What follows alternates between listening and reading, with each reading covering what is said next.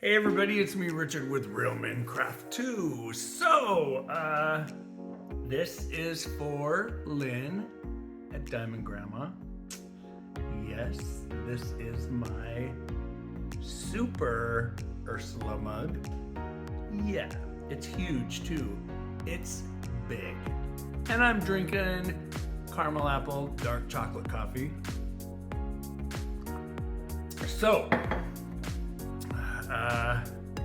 before we get into today's video, I wanted to ask all of you if you guys love crafting as much as I do, and you do love my comment. I've heard so many positive things from all of you guys. If you haven't done so already, make sure you hit that subscribe button right there. It just gives you the opportunity to be included in any giveaways that I give away. Now I'm going to talk to you guys about a craft that I know a lot of you have never heard of. So come back after the intro.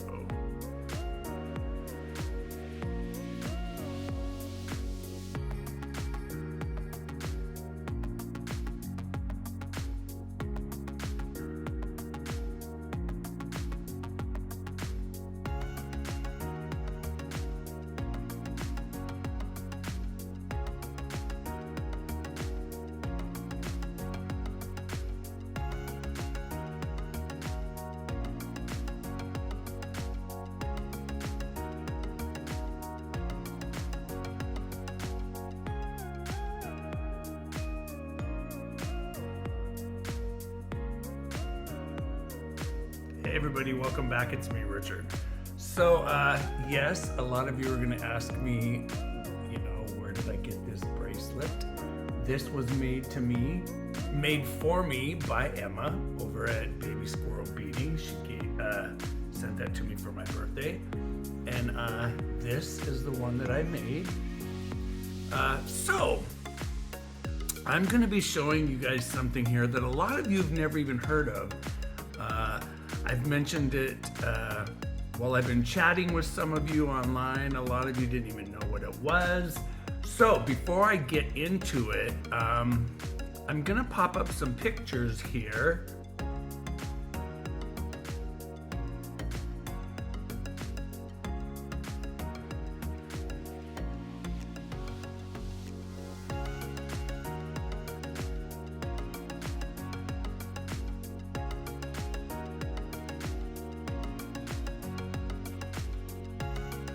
Of things. Those are actually, well, that one is actually framed in a shadow box that is 3 inches deep, and that design is almost, well, it's in a 26 by 20 inch. I knew the phone was gonna ring. It never fails.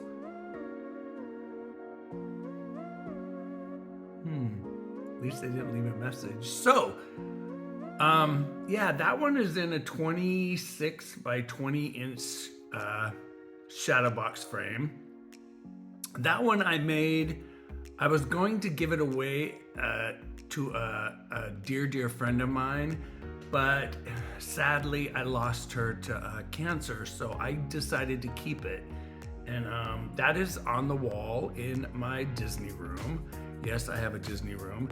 Now, the pieces I'm going to show you, a lot of us remember being in high school and we used to have the Letterman's jackets. I have one. I still have mine from 1978 in high school. And remember the logos, the letters, that you had to earn from being in a varsity sport or choir or anything else, but you had to earn them. Well, there was a craft that was really popular in the 90s. It was really popular in the 90s and 2000s. And it was called punch embroidery. You still see it, but not like you did back then. And I'm gonna show you guys some pieces. I am currently working on a Snow White and the Seven Dwarfs quilt. Now, I'm not gonna show you any of my quilt squares today. But I'm gonna show you guys some pieces because a lot of you have been asking me to see the things that I've done. This piece I'm gonna show you was that dear friend that I told you about. I taught her how to do punch embroidery, oh my God, years ago. It had to have been, let's see, I lost my mom July 4th of 92. Yeah, it was probably 86, 87 that I taught Katie how to do punch embroidery. And she was a dear, dear friend of mine. I lost her, like I said, but she lived in Portland, Oregon, and I would drive from Seattle on the weekends to spend time with her. And she was a dear, dear, dear,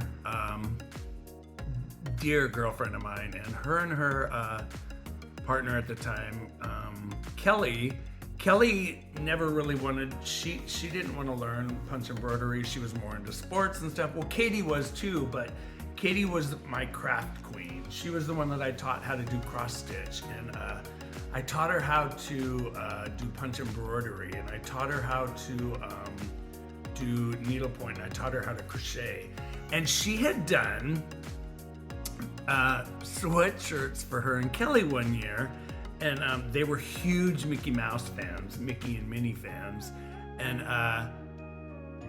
so Katie wanted to do 2 emblems that they could remove and switch back and forth on each other's sweatshirts. Now, when Katie passed away, her brother had sent me some of her pieces, but he couldn't find the sweatshirts, but he did find me some of the pieces.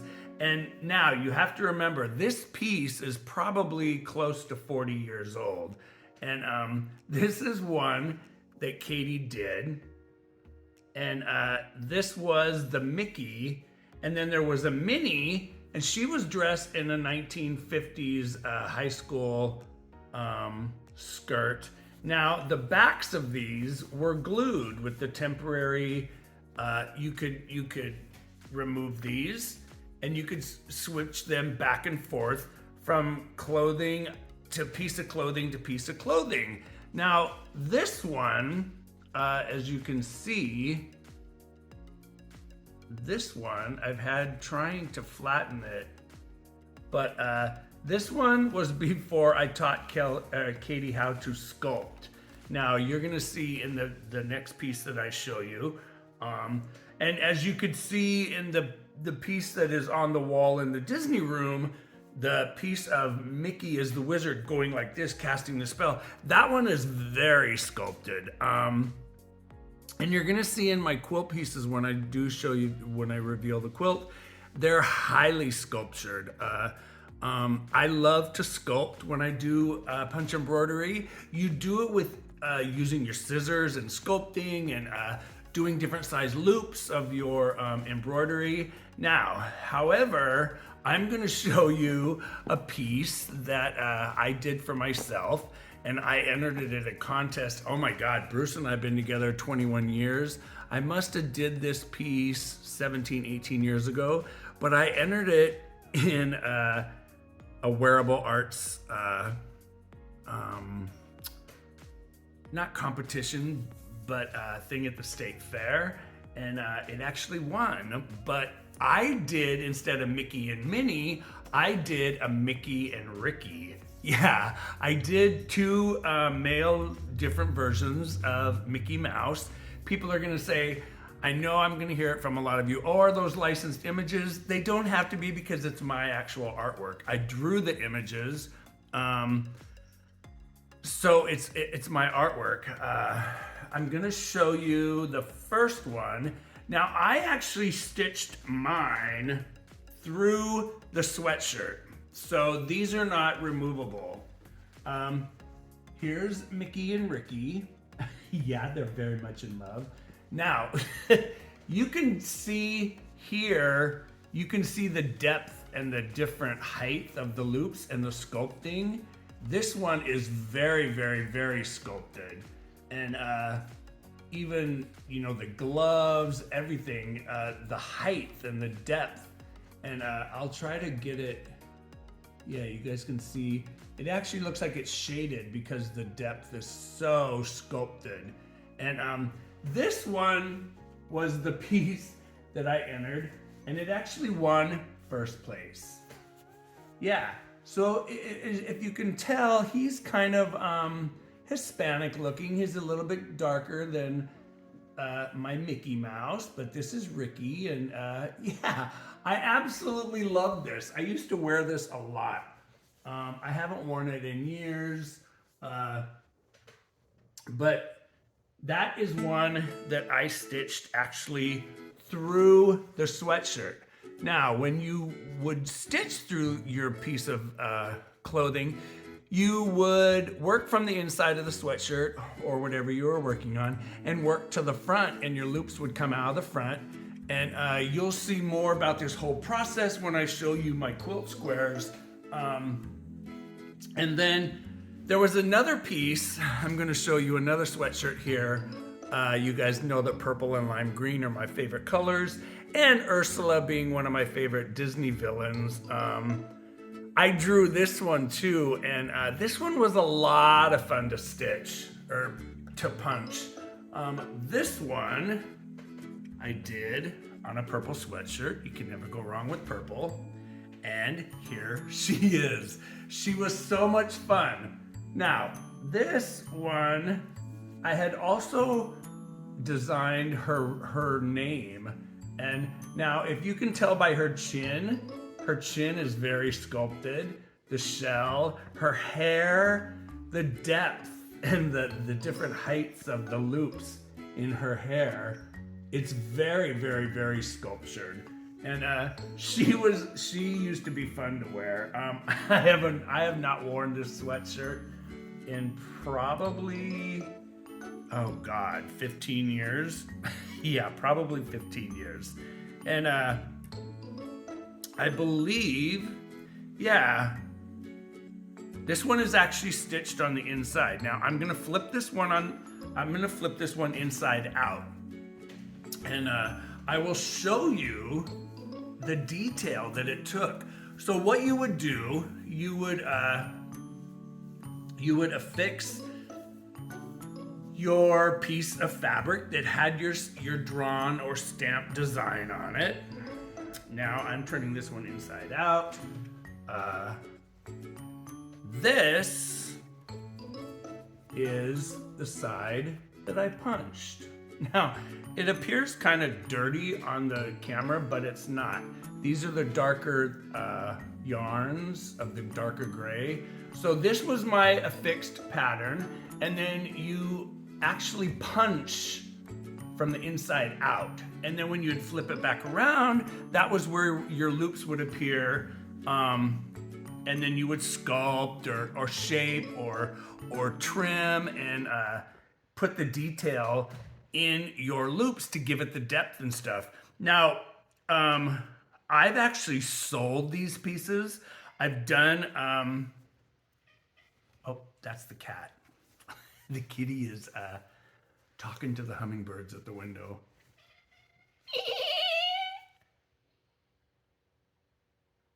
What do you see, Butters?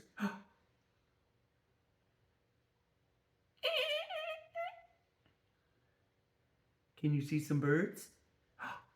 There's all kinds of, there's yellow starlings, there's all kinds of birds in the tree right there. But yeah, I've designed pieces for people that wanted these on the backs of denim jackets. I've done them, oh my God, I really, really, really miss doing punch embroidery. It's really a craft that you don't really see anymore. And I really want to broaden people's horizons and broaden your horizon. Is that the word I want to use? Or I just really want to introduce this craft to people that have never done it or never seen it. Now, I am working on a quilt. I've actually done, let me see, I've got all 7 of the dwarves. I've got the Snow White done. I've got the Prince Charming done. I've got the Evil Queen done. I've got the Poison Apple. And then I'm working on Prince Charming kissing Snow White. And there will be 15 quilt squares. Each square is roughly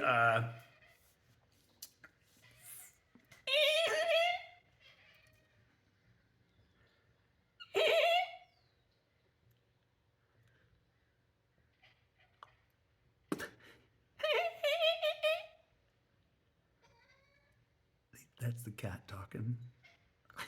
He talks to the hummingbirds. He chatters and talks to them, but it's so funny. So yeah, each square will roughly be, the squares are actually going to be cut 15 by 15 inches. Now the pattern of, or each face of the character varies from 8 by 10 to, well, you'll see when I show you, but it's just, it was such a fun craft that I really miss doing it.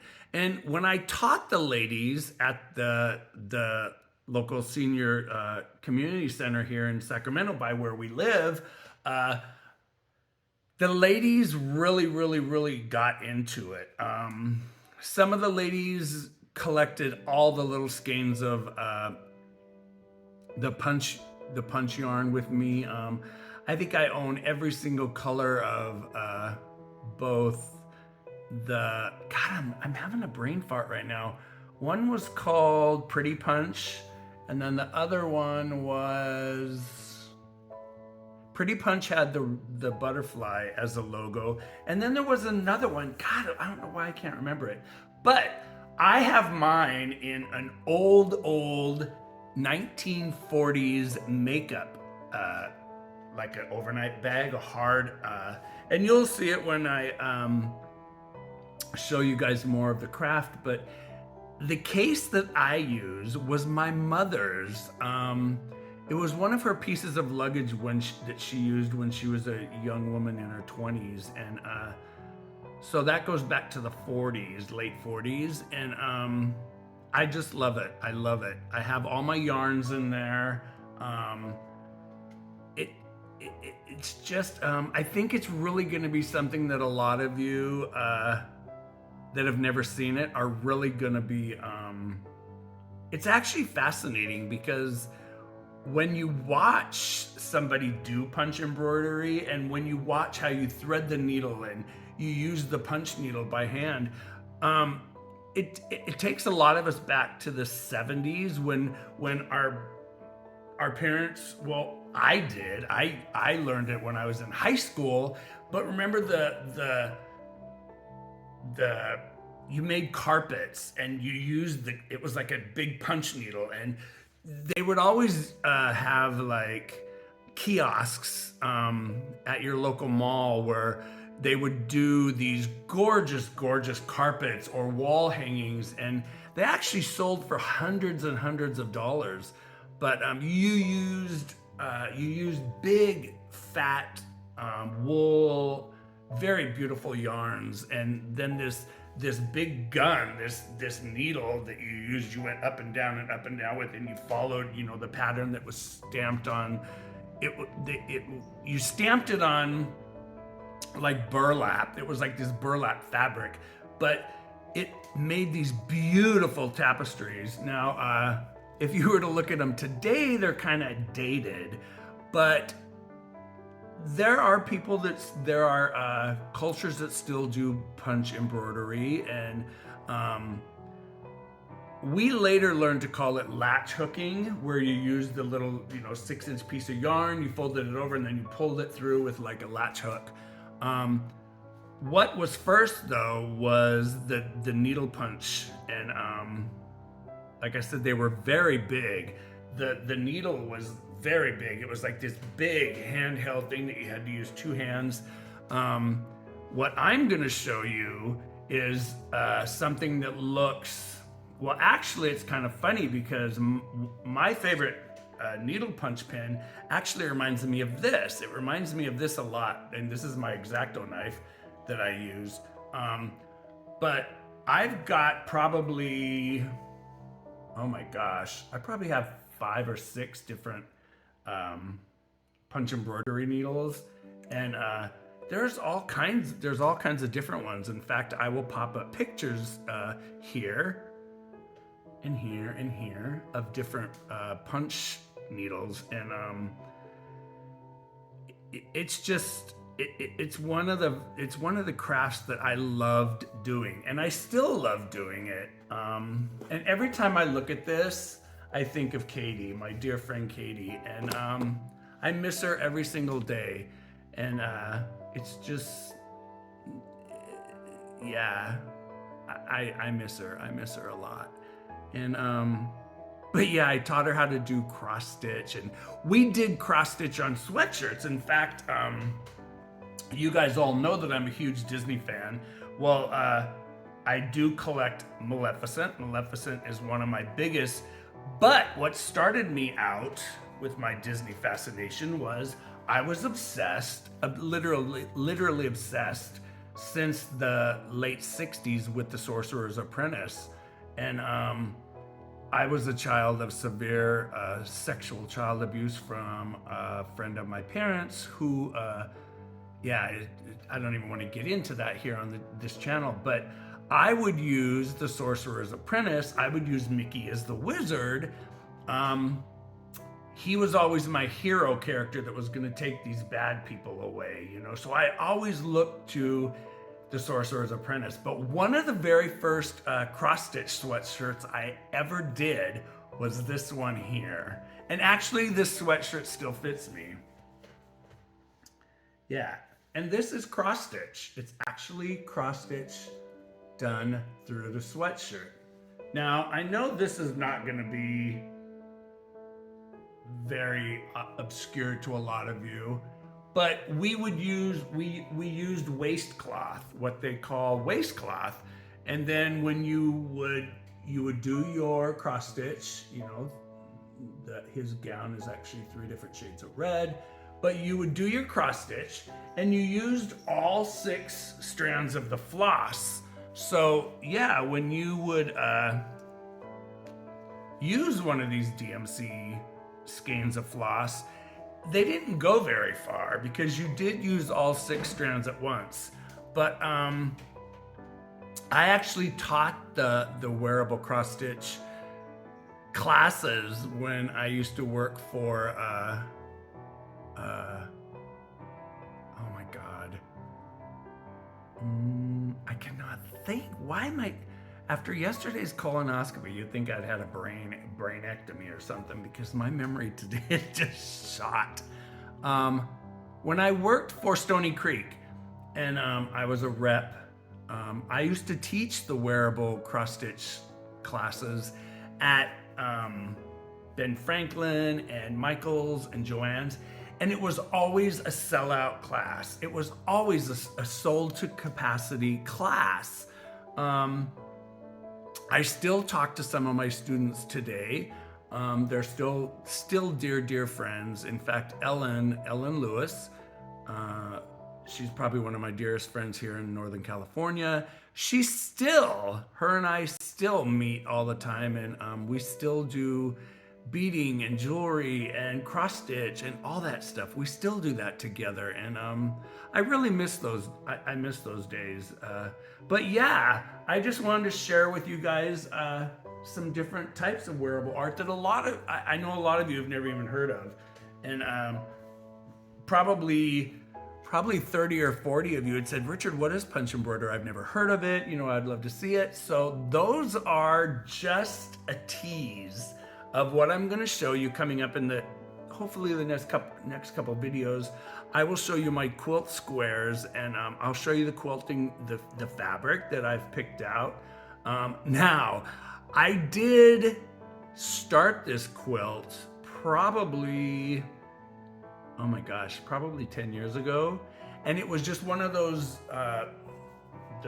projects that I spent so much money on the fabrics that I'm going to show you, and then so much time teaching the classes at the community center and working on each individual quilt square that after a while I put it away and then I never picked it up. But I do, it's something that I really want to finish. I do want to get with my dear friend Ellen, and she's a quilting genius. She's just a quilting and seamstress, and she's the one that really inspired me and said, you know, Richard, you can do this. I know you can do this. So Bruce did. He bought a really nice Singer sewing machine for me one year, and I did learn to use the sewing machine. My mother taught me how to sew when I was young, but I never picked up the quilt and finished it. I never actually started, you know, sewing the squares together, and it's something I really want to finish. So that's coming up in another video. So I just want to tell all of you, thanks so much for taking time out of your day to watch. If you've ever done punch embroidery, I would love to hear about it down below in the basement. If you've done pieces, you can email me pictures. I would love to see pictures. And you can always email any questions, personal questions, anything that you don't want to bring up here, or not that you don't want to bring up, but something that you want to go more in depth, you know, in questions or something else. You can always email me at rkevinwilson@yahoo.com or rkevinwilson@gmail.com. And yeah, once again, that is just a little snib, a little sneak peek of some of my punch embroidery. And you guys take care, stay creative, have a wonderful day, and just be kind to people. Life is too short. So once again, you guys, I'm Richard with Real Men Craft 2. Take care, stay creative, stay bright and blingy, and sorry, Lynn, that's my Super Ursula mug. Yeah. Diamond Grandma loves Ursula. Ursula's her favorite Disney villain. Sorry, you can't get this mug anymore. Well, maybe you can, but you're gonna pay through the nose for it. Take care, you guys. I'll see you in the next video.